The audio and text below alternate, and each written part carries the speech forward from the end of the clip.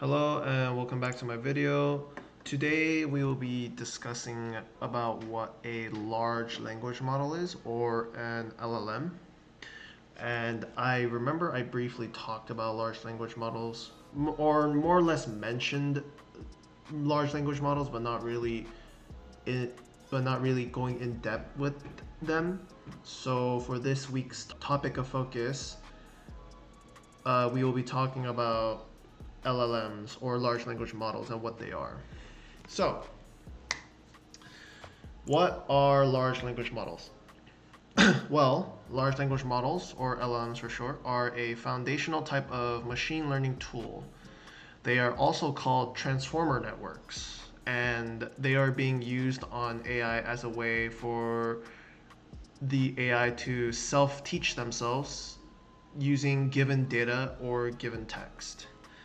And most, if not all, AIs have two ways to help itself learn. And one of the ways it can learn is by using their NLUs, or natural language understandings, which basically means that instead of typing ones and zeros to the computer so that it can understand human language, it doesn't require us to type ones and zeros, and the AI can just understand the language being displayed on the screen that is being typed on.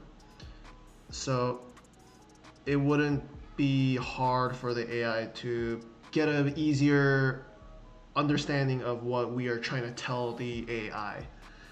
And the other way is by NLP, or natural language processing, which essentially just means that it's trying to help the AI understand and generate text without the need of human hands.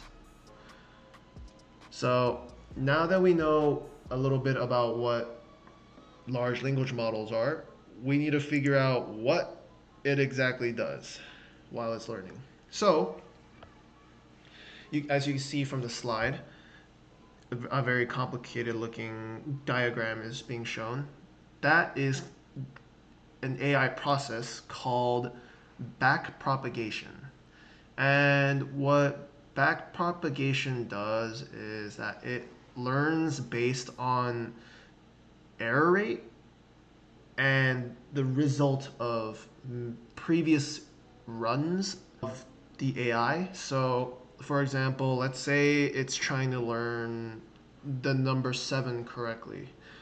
So, what it would do is it would attempt to scan the number that is given, and it would fire off little neurons basically, and as the neurons get fired, it color codes each neuron or each neuron to where it helps the AI recognize the number 7. As it does self learn 7 is 7, it goes through a bunch of trial and error. And the more it gets it accurate, the easier it is for the AI to understand that what's currently being displayed or what's currently being displayed is the number 7. So with that, many different types of AIs, but the one I wanted to talk about today is IBM's Watson AI. So what's interesting about Watson AI is that it was initially a Jeopardy bot.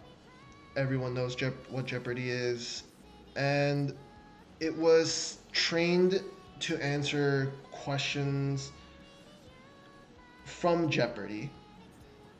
And as the AI was learning and showing that it can answer the questions relating to Jeopardy, they realized that the Watson AI is able to do more than just answering questions in Jeopardy. So seeing how well the AI was doing against human, it further drove home the point that the Watson AI had a lot of potential. But it wasn't always like that.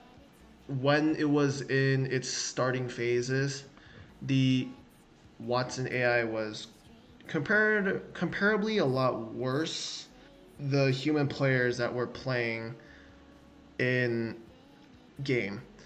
But as the Jeopardy games, as the mock Jeopardy games went on, it became a lot easier for the AI to learn that like this answer is correct, and because I'm confident about it, the AI was able to spring the buzzer a lot faster than some of the human contestants that were playing against the AI.